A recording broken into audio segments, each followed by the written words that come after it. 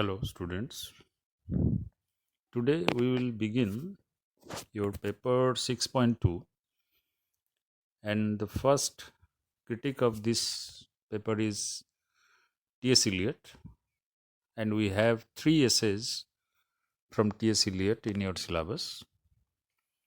The first one is Tradition and the Individual Talent, dealing with impersonality of an artist, and the second one is Hamlet and his problems, dealing with objective correlative, and the third one is the metaphysical poets, dealing with dissociation of sensibility. We will begin with impersonality, that is first essay, and here I would like to introduce you with Eliot as a critic. Beforehand, you know Eliot as a poet. We have gone through his poetry. But Eliot at the same time was a great critic of 20th century. The 20th century without Eliot almost has no existence in faculties, because Eliot is considered as a great follower of the classicism during this period. And his classicism came from his reaction to the romantic theory that regarded poetry as the expression of the personality of the poet. Eliot, as a great supporter of tradition, condemned the romantic school and highlighted the classical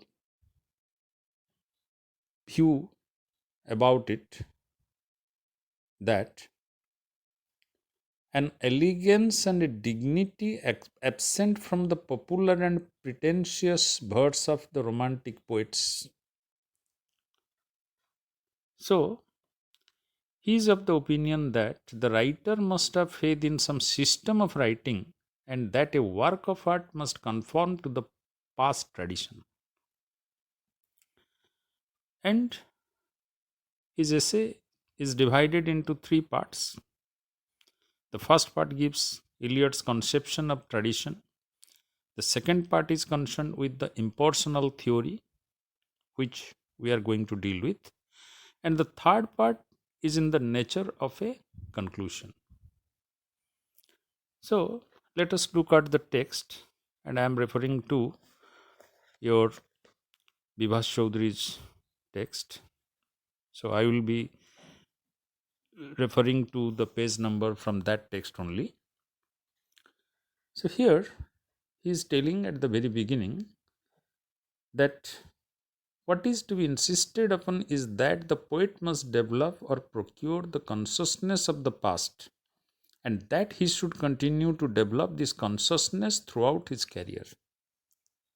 So, as a classicist, he believed strongly that a poet must be aware of the past, must be aware of the tradition. Without the knowledge of tradition, a poet cannot be a great artist, a great poet. Therefore, he is telling that the progress of an artist is a continual self sacrifice, a continual extinction of personality. So, when a poet begins his career, when he composes his first poem, he is expressing much from his own personality within the poem. But as the poet is going on being matured or going towards maturity, it is the self sacrifice. That means he is going to dissociate his art or his poetry from his self or from his biographical or autobiographical influences. The poem gradually in his hand is evolving towards an impersonal expression of emotion and passion. It is a continual extinction of personality. So, the progress of a poet is a continuous extinction of personality. You mark this line because sometimes fill in the blank comes from this line also. In the next paragraph, he is telling honest criticism and sensitive appreciation is directed not upon the poet but upon the poetry. And why he is telling this, that a poet must be impersonal, a work of art must be expression of that impersonality of the poet or the artist? Because he is telling honest criticism or good criticism and sensitive appreciation of any art is directed upon the, not upon the poet but upon poetry. So when we are approaching a poetry or a poem, we are not looking at who the poet is. For example, if we look at Wordsworth's poetry and we feel that Wordsworth was feeling all these things, that is immaterial. What Wordsworth felt in stealing that boat, you take the example of that poem, Stealing the Boat. When he was stealing the boat, what Wordsworth felt, whether he was Wordsworth or Coleridge or he may be anyone from your class, that doesn't matter. What matters is the particular expression, the particular feelings, the particular emotion that is expressed. Therefore, he is telling when we appreciate a poetry, we appreciate the poetry, the work of art, not the poet. Therefore, the other aspect of this impersonal theory of poetry is the relation of the poem to its author, and I hinted by an analogy that the mind of the mature poet differs from that of the immature one, not precisely in any valuation of personality, not being necessarily more interesting or having more to say. So he is telling this is the matter when we are going to analyze a particular poetry, we are looking at the expression of that dissociation of personality from the poetry or the work of art. And that gives us the idea how mature is the poet. And that says us the difference between a mature poet and an immature poet. And he is telling that the analogy was that of the catalyst. And when the two gases previously mentioned are mixed in the presence of a filament of platinum, they form sulfurous acid. This combination takes place only if the platinum is present. Nevertheless, the newly formed acid contains no trace of platinum, and the platinum itself is apparently unaffected, has remained inert, neutral, and unchanged. So, he is giving one analogy. What is the analogy? The analogy is about the that he presented in the first part of the essay. The analogy of taking a platinum filament within a bulb where there will be the two gases, the sulfur and the oxygen, and if that will, the filament will burn, then there will be sulfuric acid. The oxygen will be burnt out and there will be sulfuric acid, but the platinum will not change. The platinum is unaffected, and this unaffected form of the platinum is calling as inert, neutral, and unchanged. This is an example from science he is taking to explain the mind of the poet. So he's telling the mind of the poet is the thread of platinum. So mind of the poet is like that platinum which went through the passions, the emotions that overwhelmed the poet. But ultimately, the mind of the poet remains unaffected.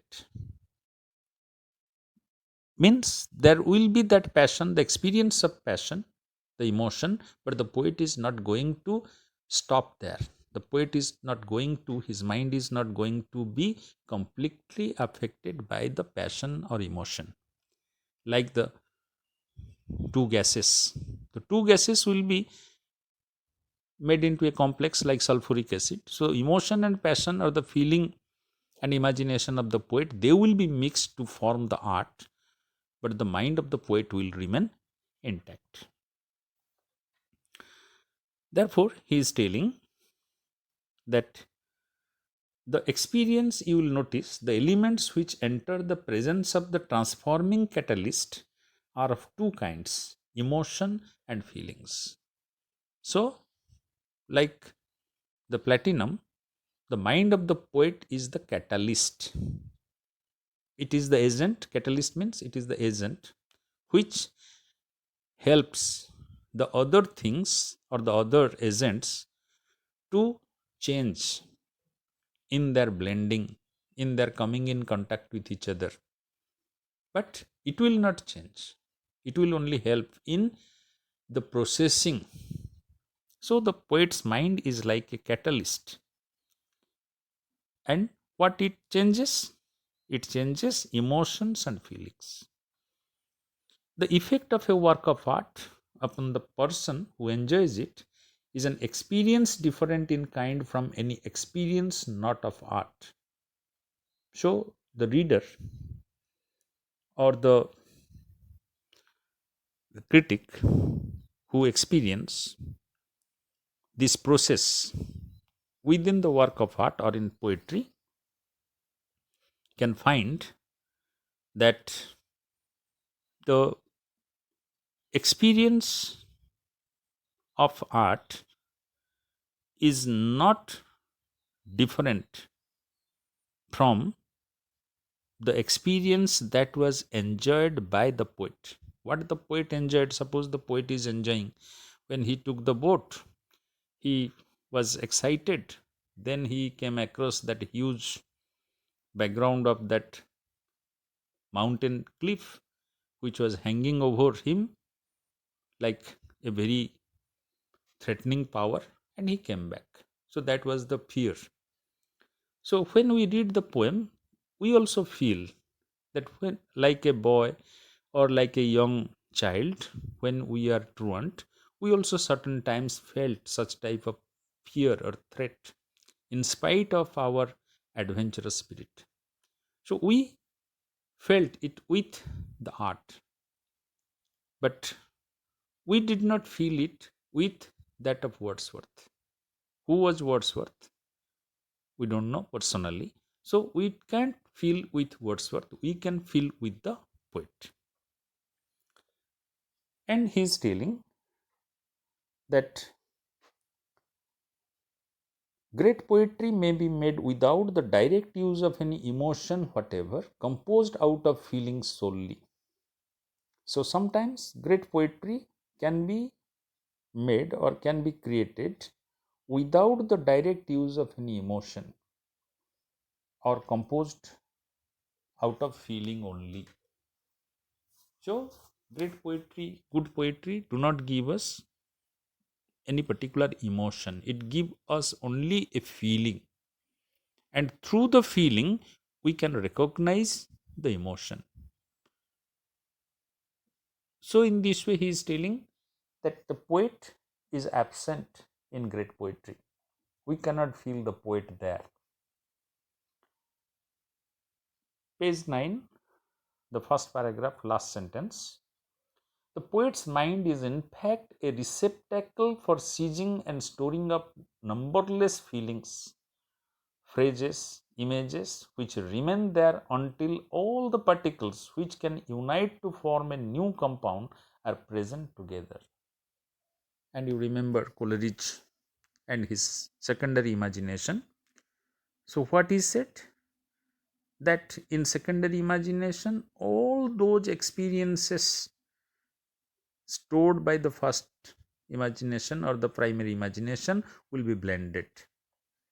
And Eliot is almost telling the same thing by telling that the poet's mind is a receptacle for seizing and storing numberless feelings. So there are so many feelings within the poet, so many phrases, so many images which remain there until all particles which can unite to form. And the poet's mind is waiting till there comes a particle which can unite all of them together to form a new compound. So, in this way, he is telling that the poet's mind works by blending all the collected experiences, all the collected images or any feelings, and the poet composes a new whole out of them when that cycle becomes complete. Here he is slightly differing from Coleridge. Coleridge said that these things will be there and they will be blended into a new whole under intense pressure of imagination. Eliot is almost telling the same thing, but Eliot is telling there should be a particular agent which will finalize the wholeness of a particular cycle. Therefore, poet's mind can create a new whole, a poetry or an act out of all these stored experiences, images, phrases, etc. Then, in the next paragraph, he is telling, if you compare several representative passages of the greatest poetry, you see how great is the variety of types of combination, and also how completely any semi-ethical criterion of sublimity misses the mark. So he is telling, if you take poetry of a particular feeling or a particular emotion, you may find the same feeling in Milton, Shakespeare, Wordsworth, Shelley, etc. Suppose the same feeling, but the same feeling is not resulting in similar type of poetry. The poetry is different. Why? Because the combination and the permutation and combination of these elements, they differ,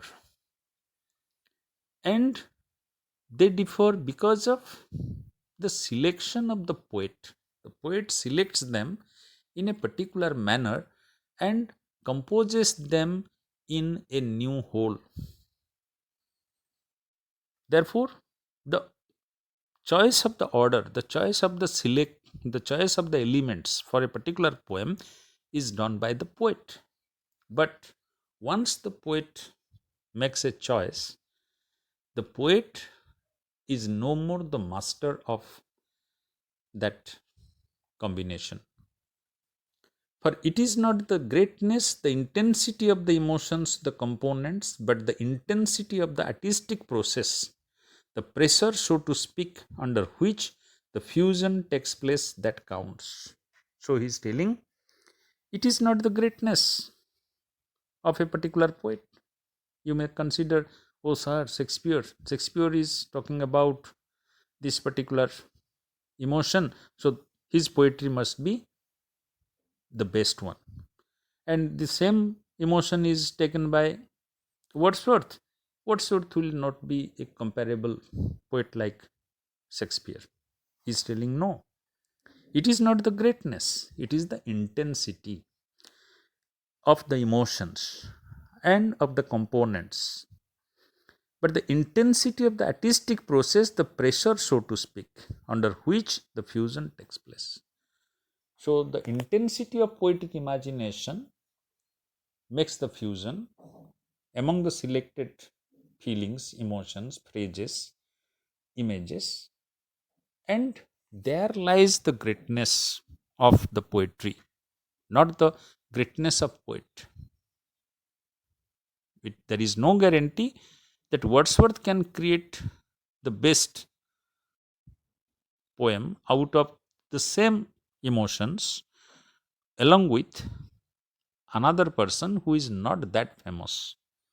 So Eliot is emphasizing on the intensity of poetic process on the part of the poet, irrespective of personality. And he is now giving example from the classical poetry, Ulysses, and he is telling great variety is possible in the process of transmutation of emotion. The murder of Agamemnon or the agony of Othello gives an artistic effect apparently closer to a possible original than the scenes from Dante. So he is telling that when Shakespeare wrote Othello, Shakespeare is not comparable with Dante or Homer, but the intensity of Othello's suffering before the killing of Desdemona is comparable with the intense emotion created by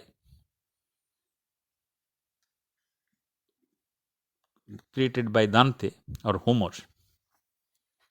So in this way he is telling the reputation of the poet is immaterial in the composition of poetry. In the second paragraph of page number 10, he is telling the point of view which I am struggling to attack is perhaps related to the metaphysical theory of the substantial unity of the soul.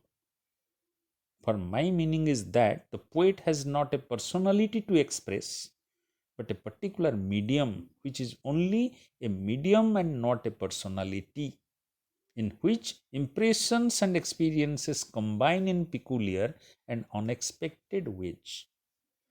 So he is telling that he is going to tell us about the combination of those feelings, phrases, images, and he is telling that he can borrow the metaphysical theory of the substantial unity of the soul.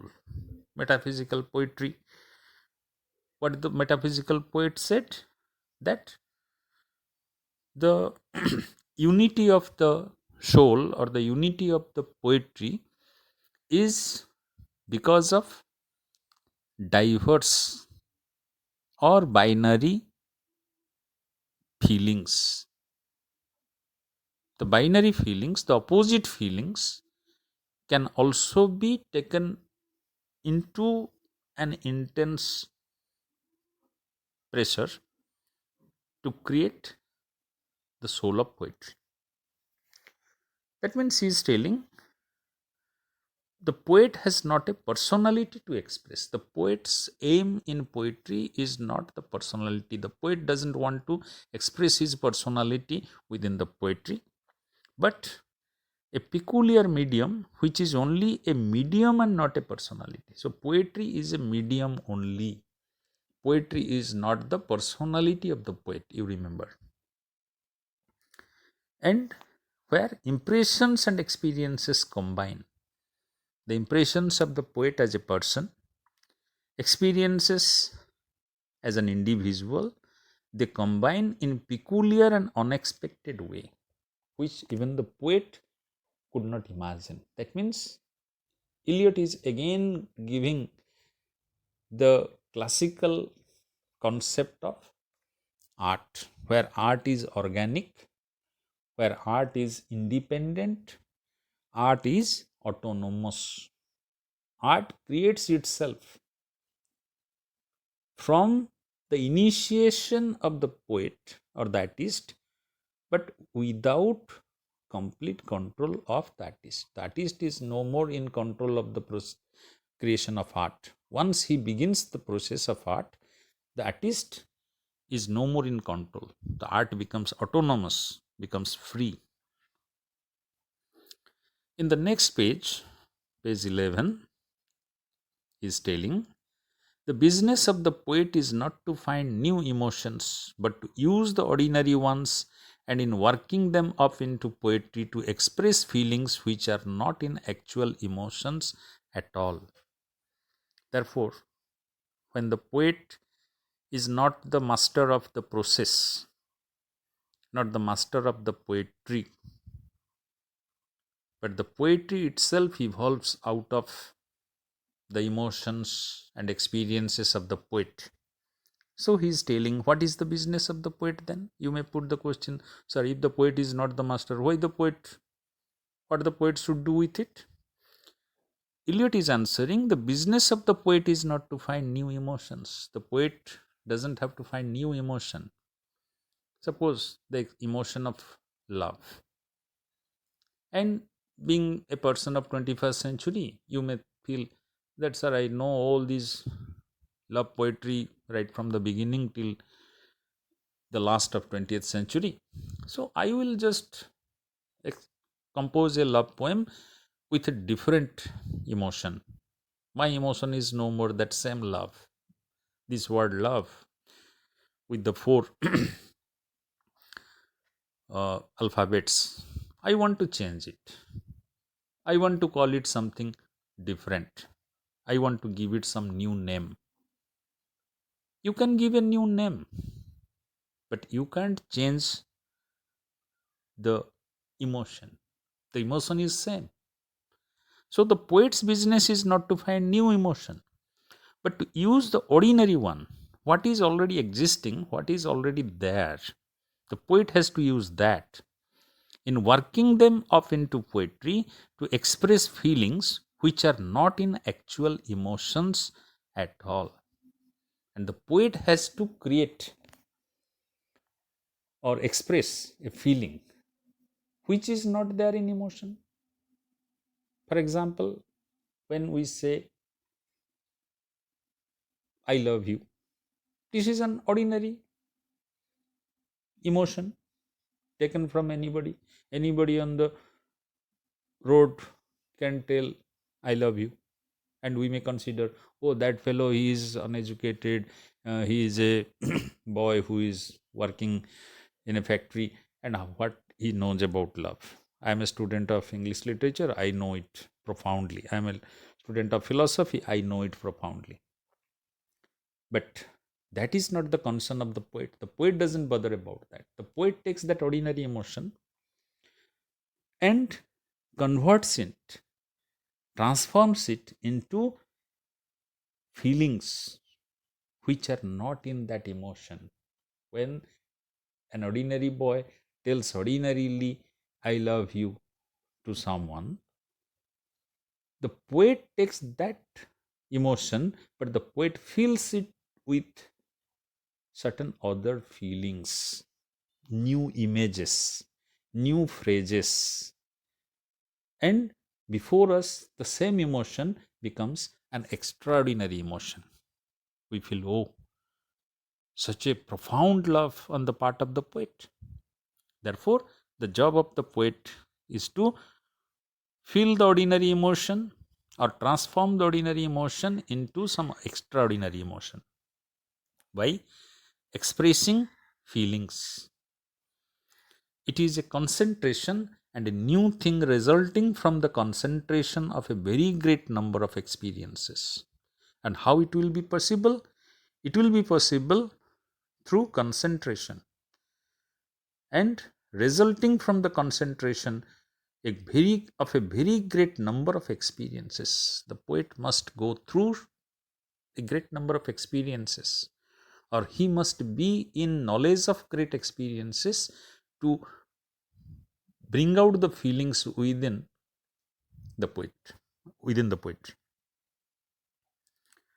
And Eliot is criticizing the theory of Wordsworth that emotions recollected in tranquility as inexact. He is telling it is not true. Why? Because the concentration of the poet, it is a concentration which doesn't happen consciously or of deliberation. This concentration cannot happen consciously. It is an unconscious mind of the poet which intensifies those feelings into an extraordinary emotion. As Wordsworth said, that it was emotion recollected in tranquility. That means recollection is a conscious effort, conscious action. But to Eliot, that recollection is unconscious. So, poetic emotion is unconscious. It is a passive attending upon the event. But the bad poet is usually unconscious where he ought to be conscious, and conscious where he ought to be unconscious. Eliot is telling a good poet is unconscious when he goes through the intensification of feeling, but he is conscious when he collects the different feelings, makes the choice of an emotion and the phrases, etc. But a bad poet, he is unconscious about selection of emotion, selection of phrase, selection of feelings, but he becomes conscious when he is intensifying them. That is the difference between a good poet and a bad poet. Remember, a good poet is conscious in the choice of the emotion, in the selection of the feelings, phrases, experiences, but is unconscious at the time of intensification of them and transformation of them into poetry. But the bad poet is just the opposite of it. Therefore, both errors tend to make him personal. So, bad poet is personal. He makes the poetry personal. Poetry is not a turning loose of emotion but an escape from emotion. It is not the expression of personality but an escape from personality. Therefore, Eliot is telling, by rejecting the other part of Wordsworth's theory, that poetry is not the turning loose of emotion. Poetry doesn't mean you just make loose of your emotion. You lose the emotion, you become unconscious about your emotion, but an escape from emotion. You simply escape from emotion. You make a selection of the emotion and you forget about the emotion. You go to the feelings, the experiences, the phrases, etc. It is not the expression of personality, but an escape from personality. Sometimes fill in the blanks also come about this. Page number 12, you can mark it. Then he is telling that the emotion of art is impersonal and the poet cannot reach this impersonality without surrendering himself wholly to the work to be done. Therefore, he is telling that emotion of art is impersonal. Emotion of art is not personal but impersonal, and the poet cannot reach this impersonality without surrendering himself wholly to the work to be done. And a poet simply cannot, if he wishes to be, if he thinks that I will be impersonal now, he cannot be. He has to make a practice of it. He has to make a conscious effort for it. So, this is the impersonality theory, and we will continue.